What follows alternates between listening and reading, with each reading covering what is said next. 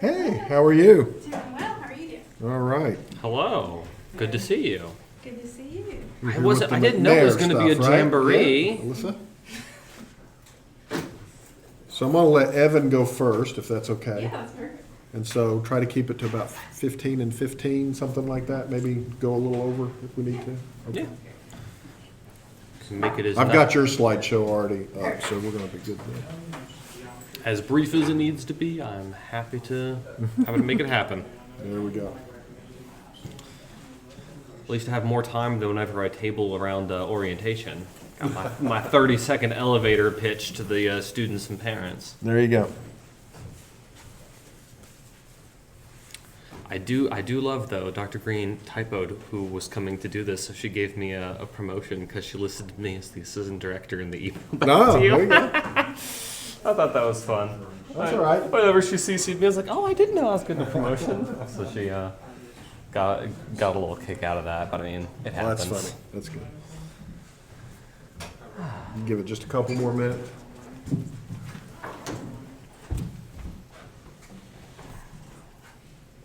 How are you?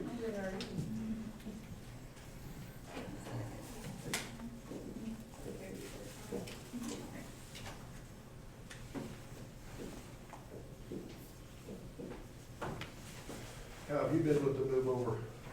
It's been a whirlwind. How long has it been?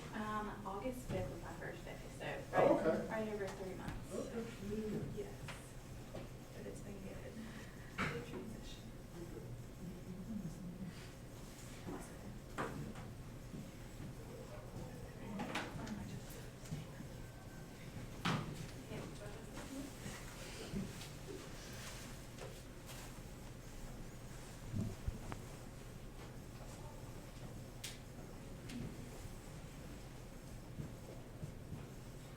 How many students do you normally have in here? There's 24 enrolled. A couple of them emailed me today that they're out ill. Gotcha.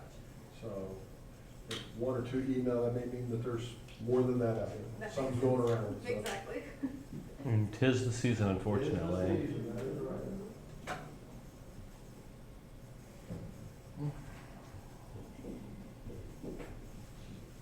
It is the season. That is right. I'm surprised it was a little cooler today than it has been. Yeah, it kind of feels like fall out there a little bit. doesn't it? Just a little bit. Yeah. As opposed to the 90-degree days. we've had. Exactly.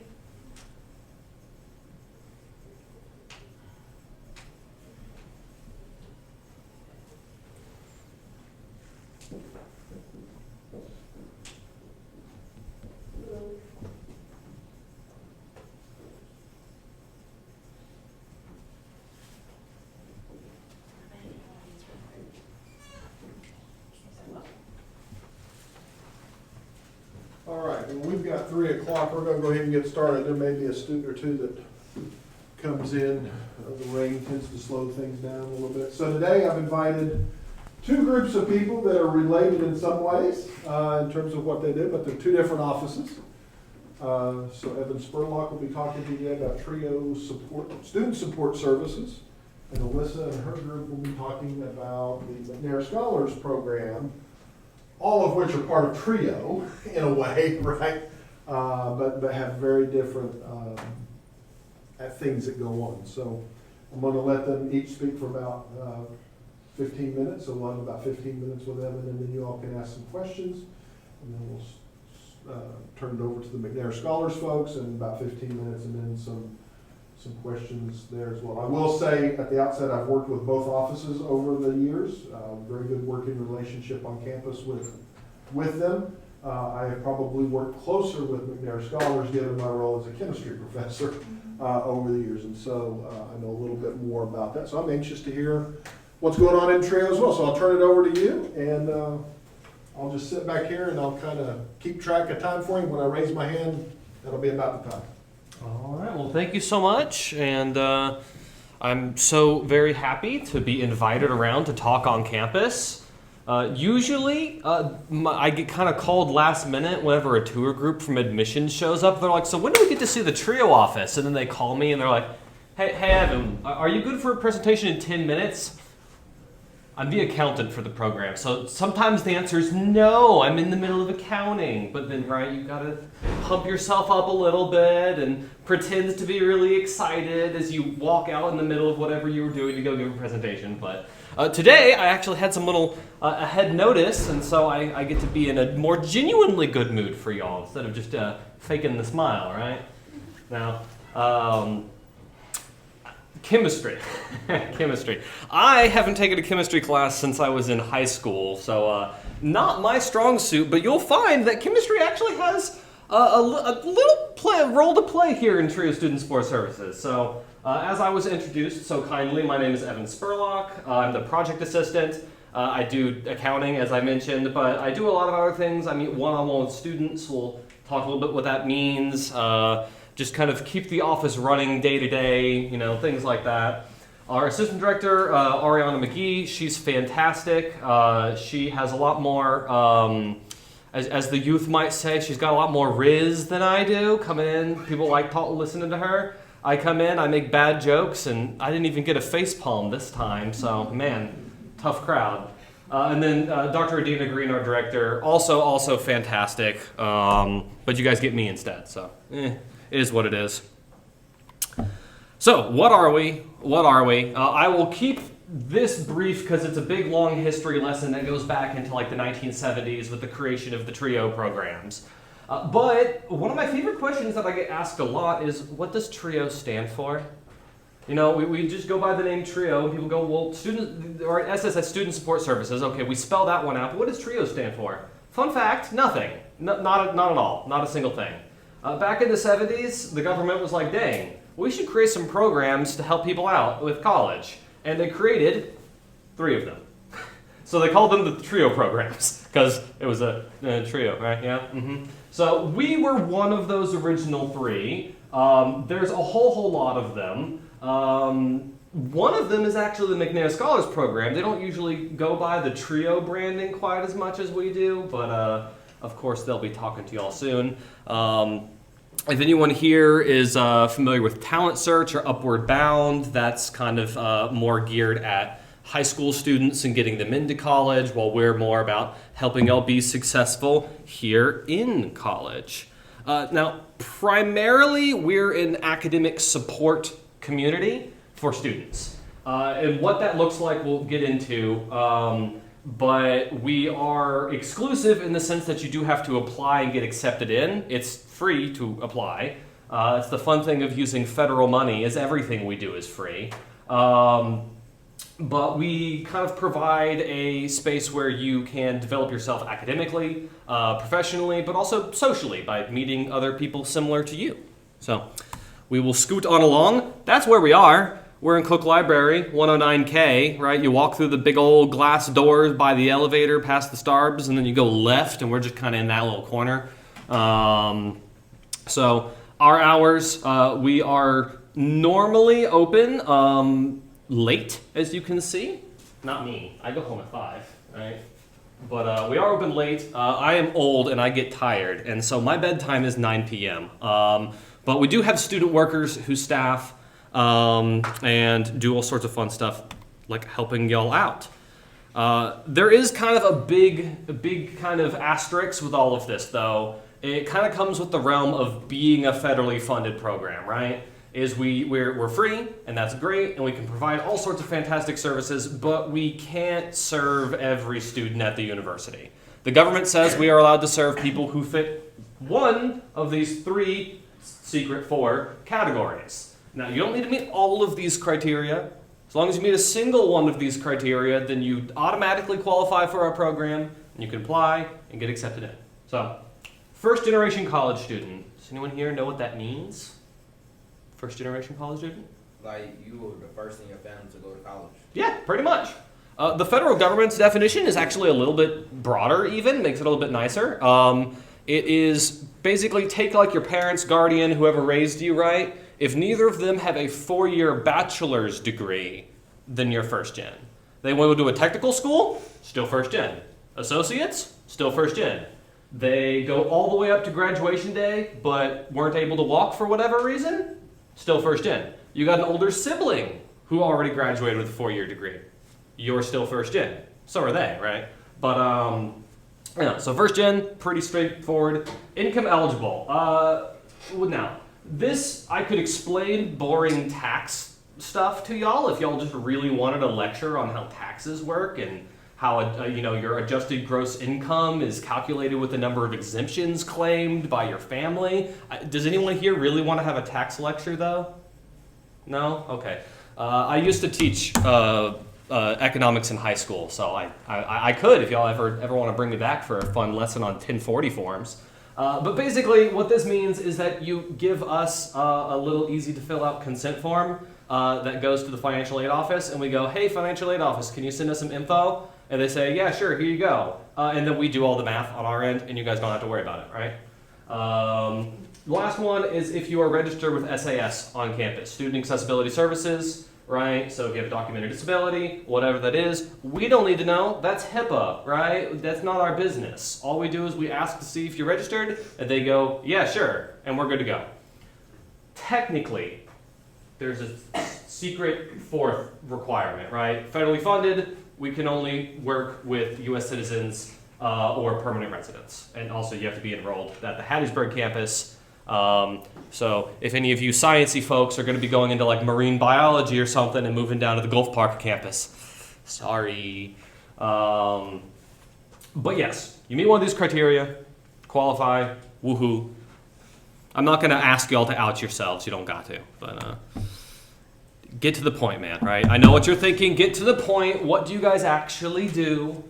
Lots of things. I won't read off this list. I will kind of gesture broadly to it sometimes though, right? So one of the first ones I like to talk about that y'all guys seem to get really excited about is actually we have our own computer lab and printer with free printing.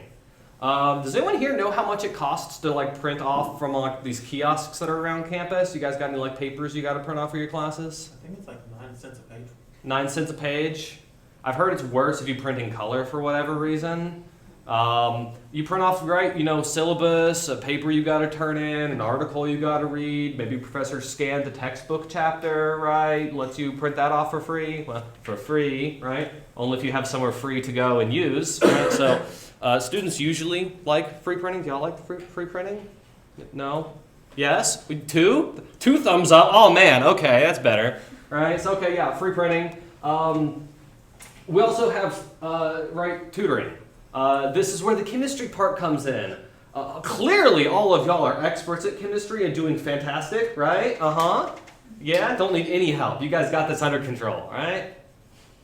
Well, me would not be the case. I have a sociology degree. But we have peer tutors, right? They're not me, right? I don't tutor. But we have other students like y'all, undergrads, who have taken chemistry or taken physics or taken calculus 4, who can provide tutoring for you.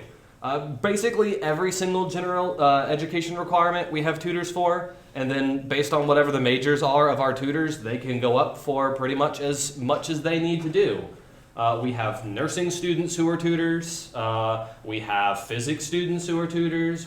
We had a math major. She's now doing a PhD in math, so ain't there anymore. But, physics tutor can still go up to like Calc 4, so if you need them. Psych, right? English, need them papers that you need help with, right?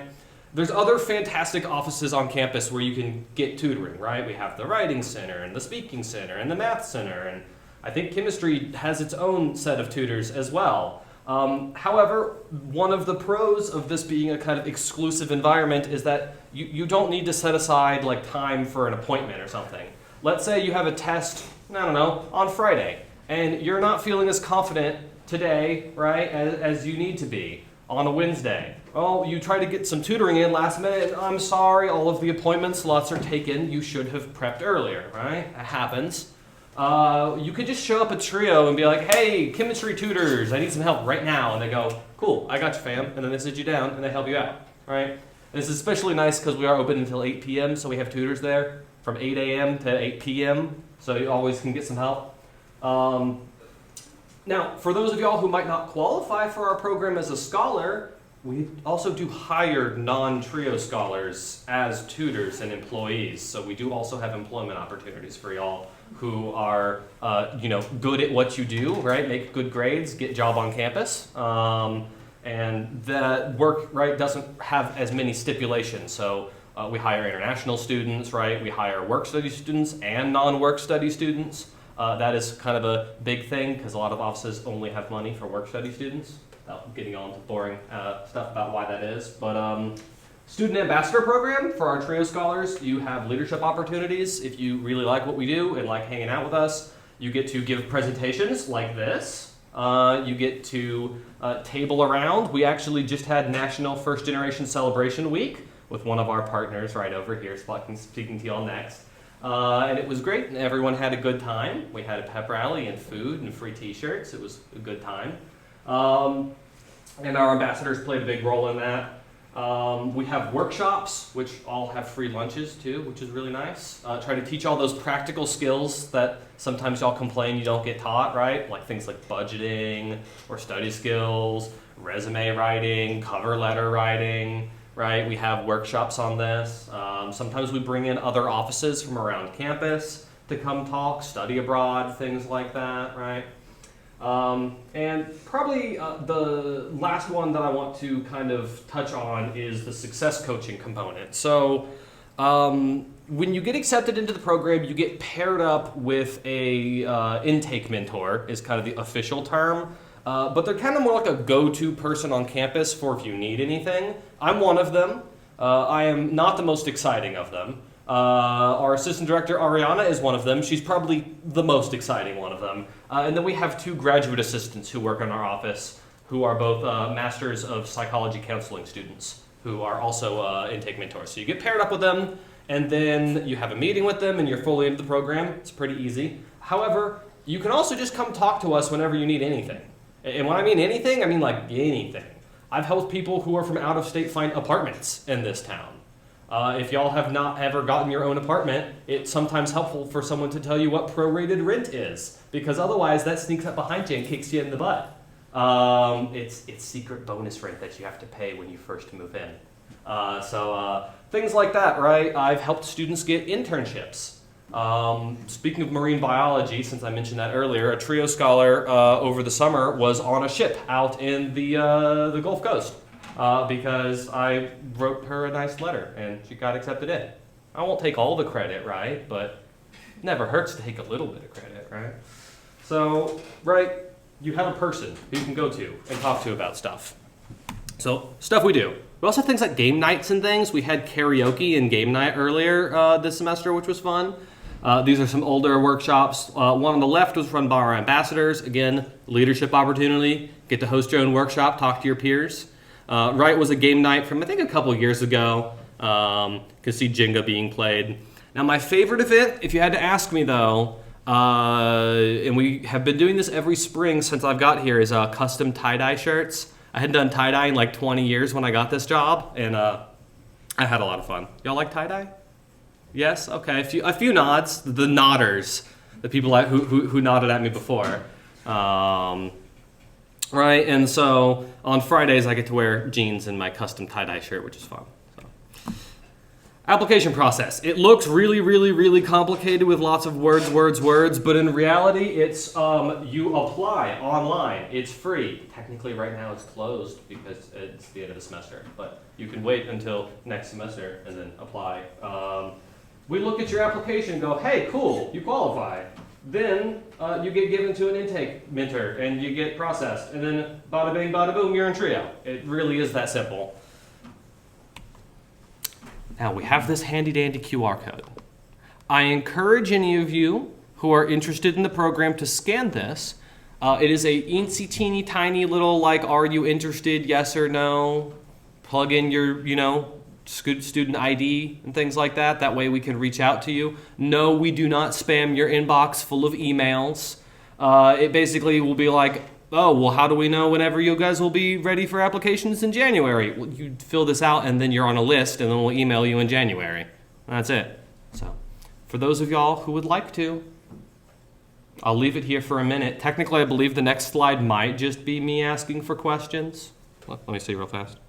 Oh, yes, you can follow us on socials. We'll get there in a minute. But after that, then it's questions. So Do y'all have any This is being questions? recorded, so you'll have access to the QR code on your screen when you watch the video again. So Isn't that handy dandy? that's handy. Do y'all have any questions? I think I'm pretty much Right on time. yeah, right on time. What's up?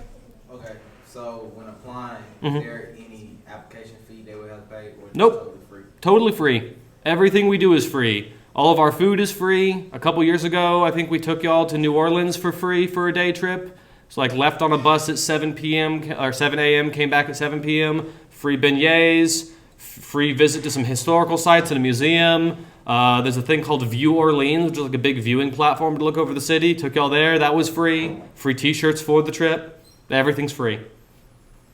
Oh, I guess there's one last little thing that I forgot to mention. We do have a little bit of money that we can give away to students.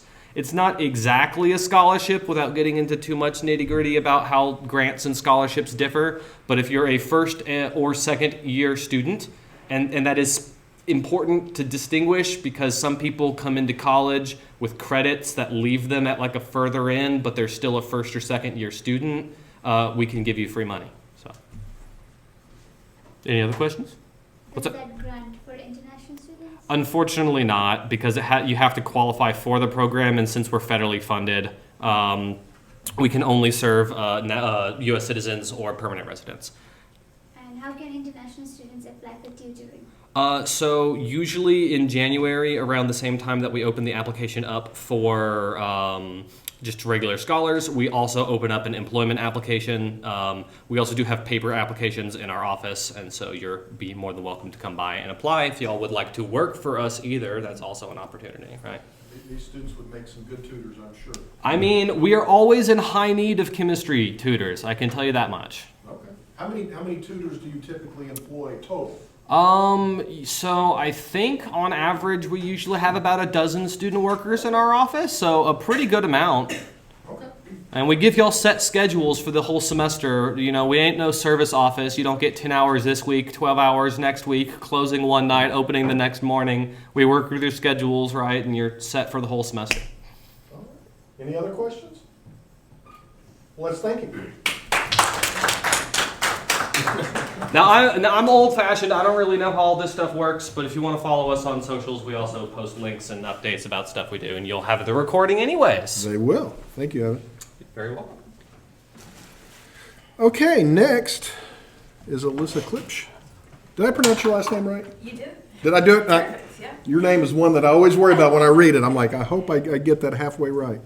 And then I'm sorry, I don't know your name, I don't think. Kaylin. Kaylin. Okay, so they're here from another TRIO program, the McNair Scholars Program, and so I'll turn it over to you all. Yeah, okay. Hey everyone, like Dr. Masterson already said, my name is Alyssa Klipsch and I'm the Assistant Director for the McNair Scholars Program here at USM, and I'm going to let Kaylin introduce herself. She's going to take the lead on this, but we'll go back and forth as need be. So go ahead, Kaylin. Hey, okay, my name is Kaylin Bledsoe. I'm a senior psychology major here at USM, and I'm also part of the 2024 McNair Scholars Cohort, and I'm also an ambassador for the McNair Scholars Program. So, I just want to talk a little bit about what the McNair Scholars Program is and where it first started. It first started with Ronald E. McNair, which he was an astronaut. He actually was one of the astronauts that died in the space shuttle explosion incident in 1986, and through his death, they wanted to, honor his name through the McNair Scholars Program. And the goal of the McNair Scholars Program is to increase the number of PhDs in underrepresented groups in graduate education. So some of the benefits of this program is, first, you get a $2,800 stipend. It usually kind of goes towards your research, but it's yours to use whatever you want for it. Some of the other benefits is free graduate school application waivers. Through this, I have like a lot of graduate programs that I want to apply to. I can apply to as many as I want because I don't have to pay for the application. Traveling opportunities and culture experiences. One of the big things that we did, it was like September, we went to Baltimore, Maryland. It was all paid for. I didn't have to pay for anything, nothing for the plane ticket, nothing, to present my research and meet with some other people from my cohort. We also got the chance to go to like a graduate program at the University of Alabama. and we kind of toured the campus, and I got the chance to speak to like the school psychology department, some people from that department, which was really nice. You get professional career development workshops, academic publication presentations, graduate experience and preparation. A lot of the fall semester is where you get the graduate preparation. We did like a mock graduate application where we had to submit like a statement of purpose. We had to pretend to email certain professors for recommendation letters, write a resume, CV, stuff like that. Social support and networking opportunities. In Baltimore, I got a lot of network opportunities. They actually had a graduate fair that had it was like over 70 graduate. It was so many graduate representatives that came, and I got the chance to talk to a lot of them, and I got the chance to actually talk one-on-one with a graduate of another McNair faculty from another graduate program, and he literally was like, he gave me his number and was like, if you ever apply to this school, contact me, and I got you. And I was like, okay, which was pretty nice. And then I actually made friends too that I still talk, some of the people I still talk to today. It was a very fun and transformative experience. I was scared at first, obviously, because I've never been on a plane. I never knew what it was. I never been to a conference. I never presented research, never done research. But through this program, the support and not even from the faculty, but from my peers, it really gave me the courage and to be able to do something that I never thought I could. So to be eligible for this program, you need at least 60 credit hours or 3.0 GPA, and you need to want to pursue your PhD or a bachelor's degree. You also need to be a U.S. citizen, and you also have to be a member of undergraduate. Can you explain this? Yeah. So up here, up top is what you must be. Both of these is the things that Kaylin already described, a U.S. citizen. And then down here, either or of these. So either a first generation student with and income eligible. So if you receive any type of Pell Grant or anything of that nature, that would be income eligible. Or you could be a member of an underrepresented group in graduate education defined by the U.S. Department of Education. So that may be determined by race, that may be determined by women in STEM, things of that nature. Does that make sense? So both up top, and then either one of these. So you must be income eligible and first generation, or underrepresented. Okay?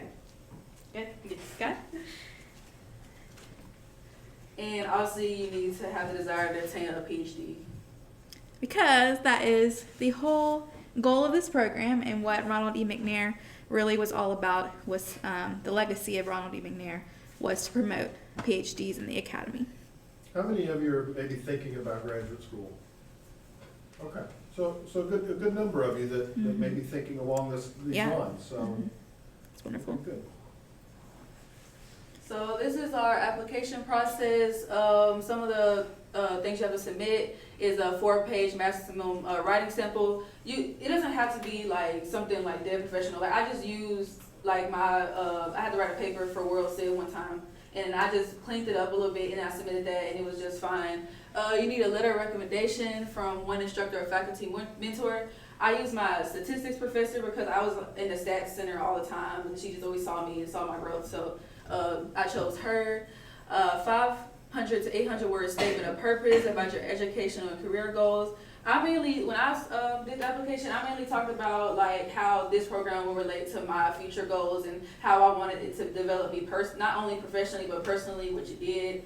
So you don't have to be the most perfect person in this writing statement. You can be yourself and be real and just have pure intentions behind why you want to be part of this program. You need a PDF copy of your most recent FAFSA and a copy of the 2023 tax return. And the FAFSA you can get off your student aid report within your SOAR, or you can call the financial aid office. And then the tax return, whether it is your own, if you're filed as an independent, or if your parents, if you're a dependent, or whoever you grew up, who raised you, they can supply that for you. Okay. So So yeah, the application actually passed, but you can apply again at the same time next year in the fall. What is the QR code send you to? This QR code, I believe, will send you to the application. I will say, if you are interested in submitting your application, if you are interested in the program, we still might have a room for a couple more people. So if you are interested, if you are a sophomore or junior, that is who we really target. So you can email us or you can submit your application. Just reach out to us, communicate if you're interested or not, and we can review your materials still. It was already passed, so we are closing up the application process, and we hopefully will have our cohort chosen in the next week or so. But if you are still interested and you have a strong interest in pursuing your PhD and things like that, please reach out to us and consider applying. Okay. I will just say, many of you are probably wondering, why did Dr. Masterson schedule something after the deadline? It's because most of you don't meet the 60 hours yet. I Yeah. want you to be aware of this as you start to approach that in your education. Yes. So that you have it in the back of your mind as next year comes around to think about applying, so. And like, Yes. go ahead. Yeah, I was gonna say, I really encourage y'all to apply if y'all interested. I know it may sound scary and a lot doing research and presenting it, and especially if you have no like research background. I had zero research background. I didn't know like what I wanted to do or I didn't even know I didn't know what I wanted to pursue at first. Like I didn't know what degree I would go for or anything. But through this program, it really helped me like decide what I want to do. And you get the support. You get a faculty mentor at the beginning, and it's somebody that you choose. So anybody that you're comfortable with guiding you through this process, you can choose them. And I was lucky to have one of them. I love my mentor because she really made sure that I understood what was going on. She had a schedule for me, and she made sure that if there's anything that I needed help with, she was there. So I had although I was unsure and I was scared, I didn't know if I was going to be able to succeed. I had that support behind that. So just don't not apply off of fear, because this could be one of the best things that happened to me. It developed me not only professionally but personally. It helped me learn how to trust myself and how to know how to research and the tools to help me get through grad school. Like I know that no matter what challenges I go through, I'm able to get through it because through this program I had gained that confidence. So like Kaylin said earlier, it's every fall is when we take applications, and so if you are interested, if you don't qualify this year and you're interested for next year, please let us know. And if you have any questions, we're at that time. Any questions for Ms. Yes. Okay, so if I apply in the fall, when will I know that I was chosen? Mm-hmm. So this year the applications were due October 20th, and they're finding out this last week they found out, and then we're wrapping up last minute or the last few this week. So it's a pretty quick turnaround, about a month, but you'll know in the fall semester. Okay. Mm-hmm. Yeah. Good question. And then when do they actually start the research part and all of the programming? So if a student learned today that they were accepted, when would they get down to the brass tacks of it? So during the fall, you don't do much of your research during the fall. It's just kind of like small stuff, like you may like work on a little abstract or something. But usually during the fall, you just learn research methods. They teach you research, how to do research. If you want to do qualitative, quantitative, like the difference and everything. And a lot of research really starts during the summer. That's where I did quantitative, so I had to use a statistical software, and that's when I really started digging in on that was during the summer. So mainly your research is going to start during the summer, but during the fall, you take a class that teach you about Spring. I'm sorry. Yes. During the spring, they teach you about research methods and stuff like that. Yeah. So it's spring, after you find out after your fall semester, you apply. And then the spring semester is when you're kind of introduced to everything, introduced to your research, get your mentor. Fall is when you really do your project. And then the next fall, summer is when you really do your project. And the next fall is when you're wrapping everything up. You're closing out with a symposium that we do with all of our research, with all of our researchers, all of our scholars. They present their research at the symposium, and that is when, if we go on any type of conference or anything like that, that would be in the fall after you were selected too. So spring, summer, and fall. Any other questions? right, let's thank them all. Thank you all for coming.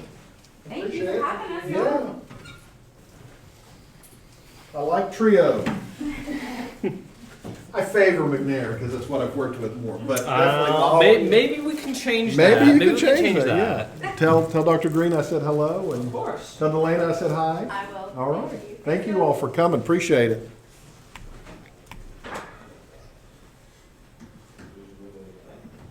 Okay, well, with the time that we have remaining today, we'll talk about a couple of other things, but I do want to talk a little bit about McNair Scholars. Beyond that, because I've mentored a couple of McNair Scholar students. I think it's a great program.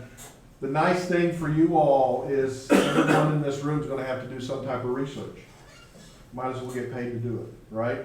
That's one thing to think about with the McNair Scholars. I'm trying to remember, did I have Claire Probasco on our, does anybody remember that name from the interviews with the former Golden Eagles? Yeah, she was a McNair Scholar. So she did her McNair work with me. She did her research with me. Ended up going to the University of Alabama. There are programs across the country. I don't know if Alabama still does it, but if you get accepted to graduate school there and you are a McNair Scholar, a lot of universities have what they call top-off funds. So if they say, oh, to come to graduate school, we'll pay $25,000, there may be an extra $5,000 because you were a McNair Scholar to top that off. Something to think about as well. Not every graduate program does that. They may do other things. I know some of them waive their application fees and other things. So McNair program is actually very good. You all got to do the research, and so this is another way to get some help with that as well. So last time when I was not here, you had career services here. What were some of the key takeaways from your meeting with career services?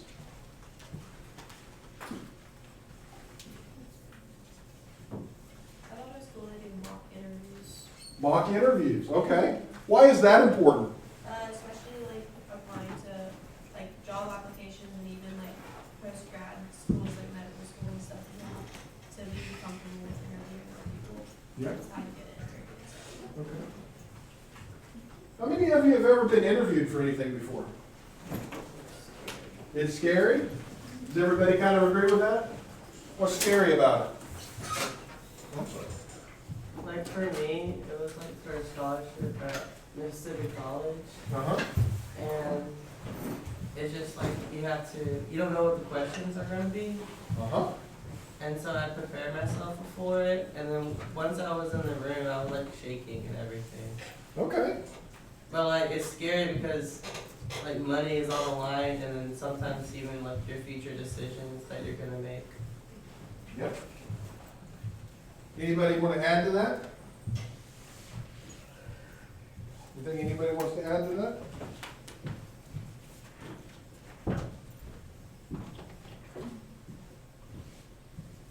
Yeah. You worry about your brain freezing at the moment. Brain freezing, yes. That you're going to just freeze up and forget everything that you've ever known, right? Nerves kind of start to play a role. How do you overcome the nervousness? Practice. That's right. Yeah. 30 years ago, I wouldn't have been able to be here and talk to you all like this. I'm pretty comfortable in this because I do it a lot now, right? You're going to make mistakes in your interviews. You will say things that you probably wish you hadn't, but it's how you handle yourself in those situations. Everybody makes mistakes, but how you handle yourself in those situations, that's what an interviewer wants to know, right? How confident are you?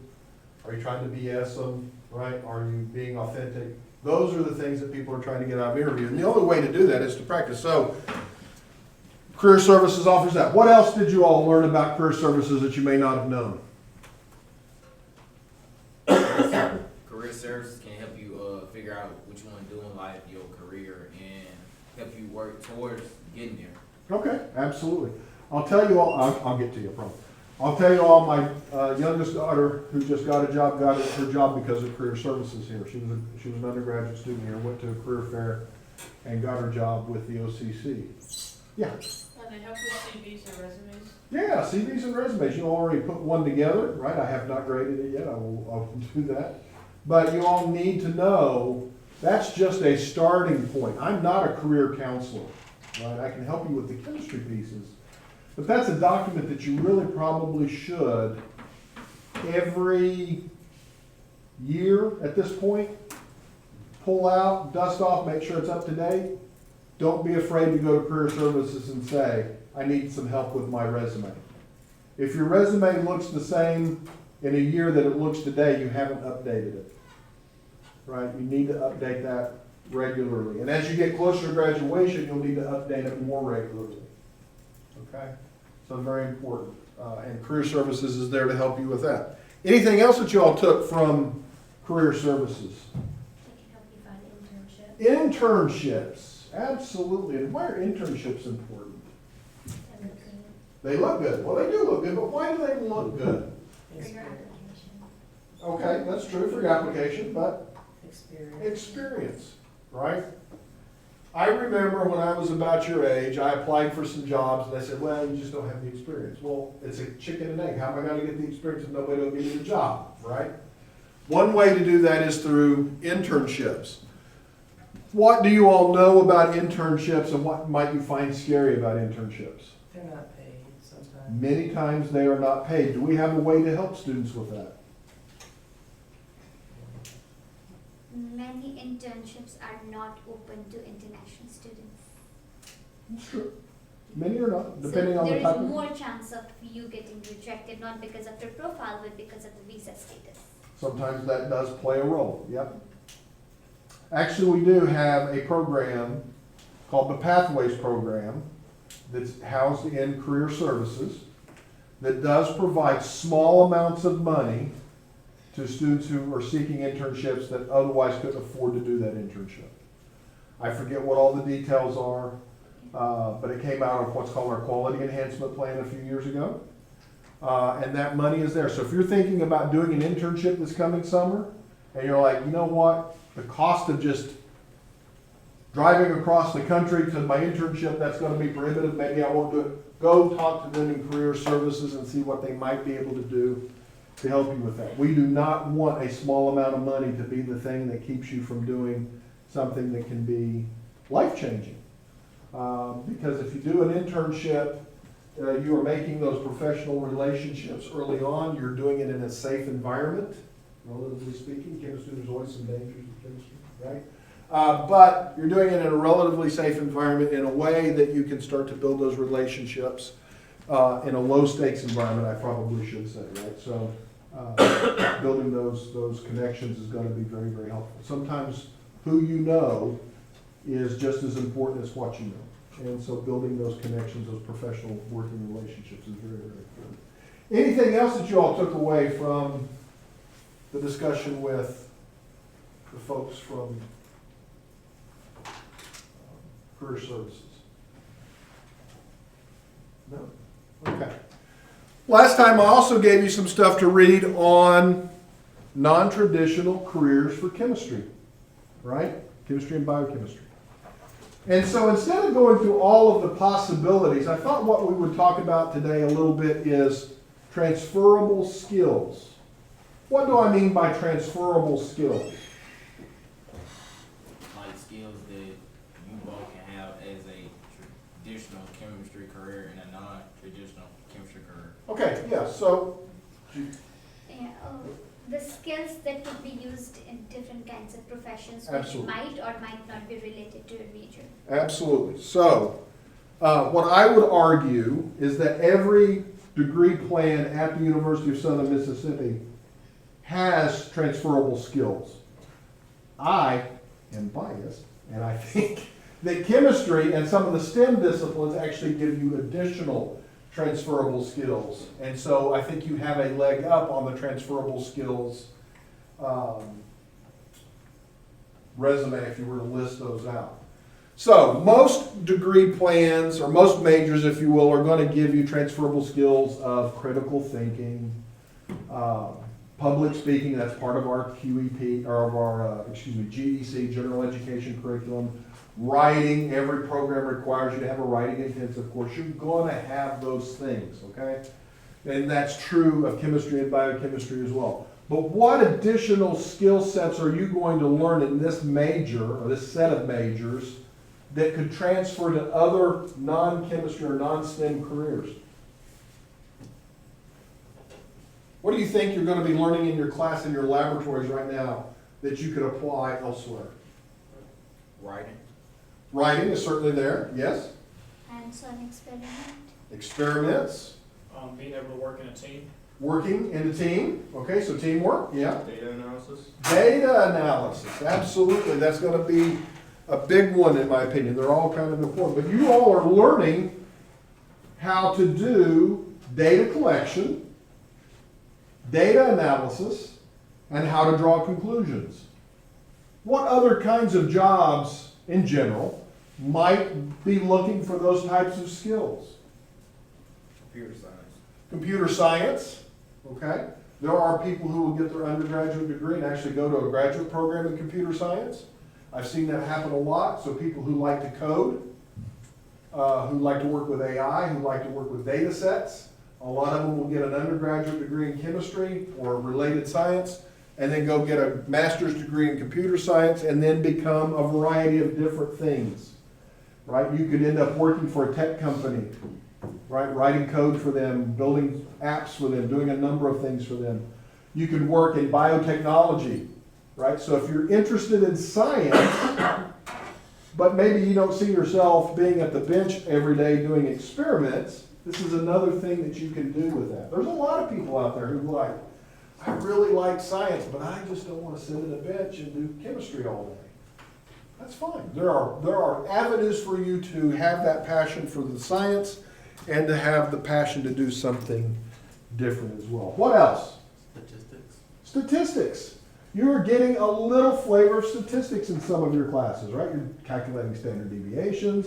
When you get into analytical chemistry, you'll be looking at a variety of data points, and you'll be determining whether or not they're statistically significant. You are not going to come out of chemistry being a statistician, but you have a certain set of skills in statistic applications that will be important to other jobs as well. Anything else?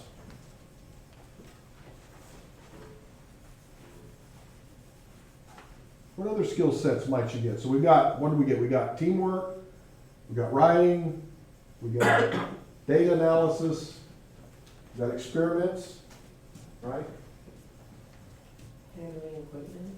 Pardon? Handling equipment. Handling equipment, absolutely. There are a number of people that end up going and working at a university or a company maintaining technical equipment. And it pays big bucks. I'll just tell you that. People in those fields can make more money than I do doing what they do, because guess what? I can't do what I do if my equipment's not running. So you kind of got to have people who know how to do that. Ability to decode scientific language. Okay, what do you mean by that? I mean, if you are working as a patent lawyer, you need to know what stuff is there. Absolutely. So going into law, right? You could be a patent lawyer and knowing, especially they would put you on. I've actually got a couple of friends that did their PhD with me who ended up being patent lawyers. Or working in the patent office, I should say. They're patent readers, but patent lawyers. There's a whole slew of those types of things that are out there as well. Okay. What else?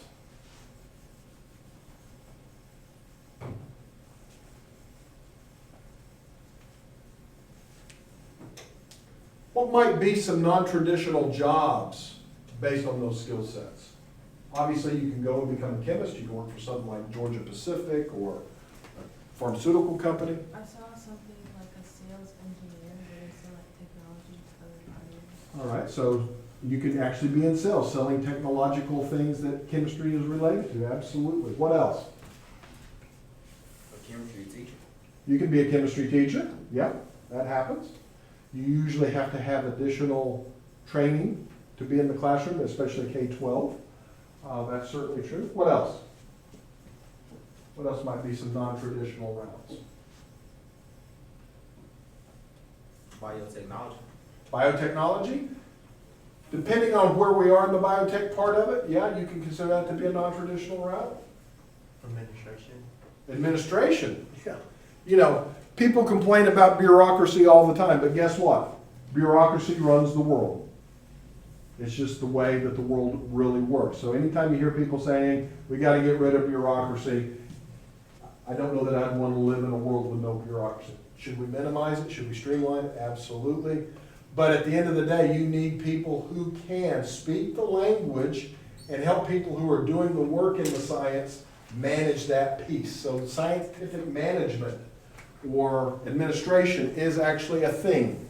And having an undergraduate degree in a science and then maybe an MBA and then going and working at a pharmaceutical or some other scientific company to manage that piece of it, because you're going to have to talk to people who are accountants, you're going to have to talk to people who are scientists, you're going to have to talk to people who are just bosses and all kinds of things, right? And so project managers and project management is a big thing that can happen as well. What else might be a viable non-traditional career for a chemistry student? Anybody in here ever work on their school newspaper or anything? Yearbook, write stories? Okay. Scientific writing, scientific reporting is actually a thing. It kind of helps to know terms in science if you're going to do that. The Society for Science, I'm fairly well affiliated with them over the years. They hire a lot of these people to go out and write about things that are happening in science in a way that the general population can understand it. If I go out and start talking about my research, I start to get very technical very quickly, right? That's because that's what I do. But is your grandma going to know what I'm talking about? Probably not. So what you need is you need somebody, a science writer, who can say, okay, Dr. Masterson, what is it that you're doing? Interpret that and then repackage that as, here's a one paragraph bite about why what they are doing is important. Those are what we call in the field broader impacts. The National Science Foundation is big on broader impacts these days. Okay, you're doing the science, but what else are you doing to notify the public about what you're doing, right? Are you doing any outreach? So there's a lot of stuff that you can do in those areas. There are a lot of people these days that have made careers out of science outreach. Okay, they're not in the laboratory like I am creating new knowledge. They're taking that new knowledge and digesting it in a way and repackaging it in a way that people in high schools understand about it or people in Congress understand about it. And speaking of Congress, right, there are people with science backgrounds that are walking the halls of Congress and the Senate and even in the White House today. If you're interested in politics and science, it's a great opportunity for you to think about how can I help politicians understand the impact of science on society. And so we need those types of science advisors as well. And so those are some things that you can do. There's a number of non-traditional jobs that are available to you. And I don't want to talk about all of them, but kind of give you an idea, an overview of what's going on there. So, I gave you all something to read today. What was it? Pardon? Methanol, that's right. Talking about methanol poisons, right? So, what is methanol? Poisonous alcohol. Poisonous alcohol. So are all poisonous alcohols methanol? No. No. Are there any non-poisonous alcohols? A lot. No. What? Ethanol is poisonous. What? Yes. Oh, yeah. It is. They are to some degree poisonous. Everything is poisonous technically, right? The dose makes the poison, okay? And so that's important for us to note. Why is methanol itself inherently poisonous? I think it depends on how it breaks down in the body. That's right. It's metabolites that are actually poisonous. So when you think about methanol poisoning, what kind of symptoms are you thinking about? What are the side effects of methanol poisoning? Some of them are permanent. Blindness, this is the one that most people think about, right? This is the stuff that happens when you get bad moonshine, right? People ended up going blind. Why is that? What's going on with methanol and its interaction with the human body that leads to this problem?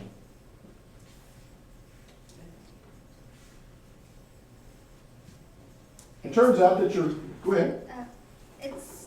It stops your organs from functioning. It does do that, but not directly, right? It's its metabolite. So methanol gets oxidized in the liver, the same as ethanol, but there's a difference. Methanol gets oxidized to, does anybody know what it gets oxidized to? Pardon? Ultimately formic acid, that's true, that's what ants bite you with, that's what the stinging agent of ants is, formic acid. But before it becomes formic acid, it becomes something else. Formaldehyde. What do y'all know about formaldehyde? We have used that in lab. You've used it in lab. You used it what? Preservative. What happens when you preserve something? Is it alive or dead? It is dead.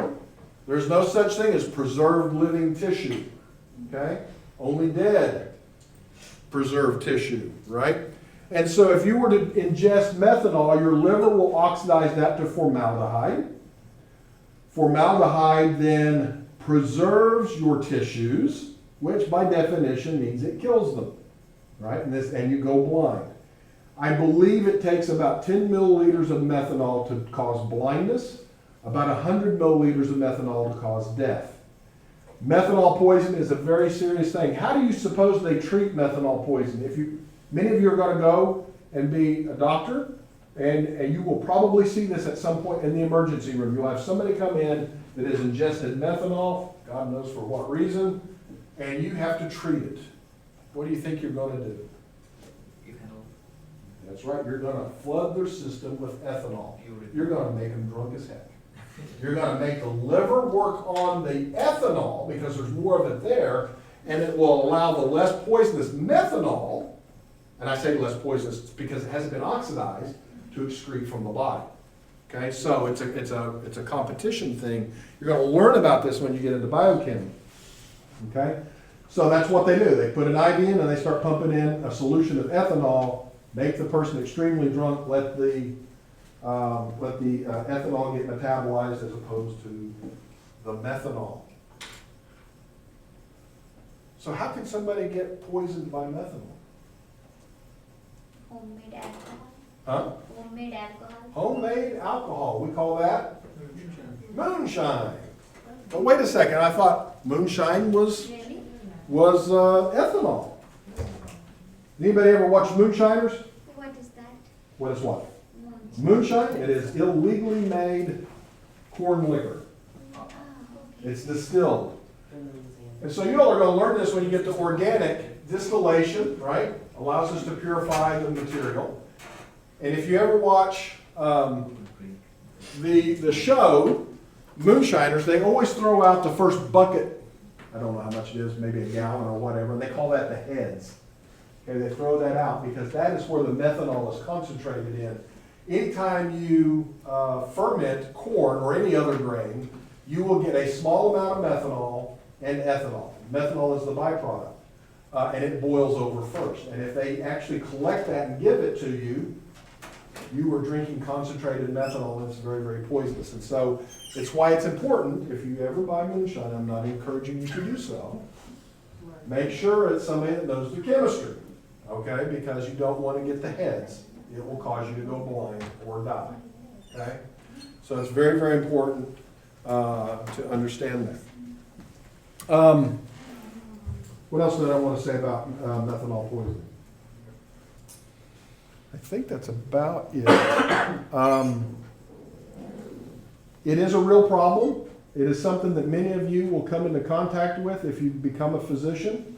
This happens just about every day, somewhere in the state. There is somebody that ends up with methanol poisoning. I will also just tell you that beer is not distilled, right? It's fermented, just like corn liquor is fermented. Beer contains methanol. Okay? But the concentration of methanol is so low that we don't typically worry about it.